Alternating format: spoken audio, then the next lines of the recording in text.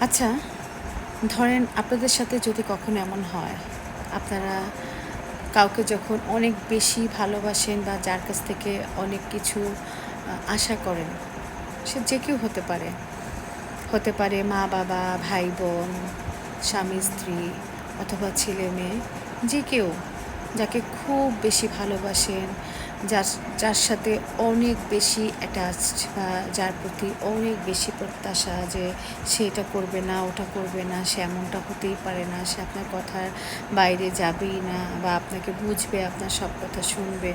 তারপর যদি তার কাছ থেকে খুব আঘাত পান, খুব বেশি কষ্ট পান, সে আপনার সেই আশাটা পূরণ করলো না বা আপনার সেই কথাটা শুনলো না, আপনাকে খুব কষ্ট দিল বা আপনি তার কাছ থেকে অনেক বেশি কষ্ট পেলেন, তখন কী করেন আপনারা বা কী করা উচিত?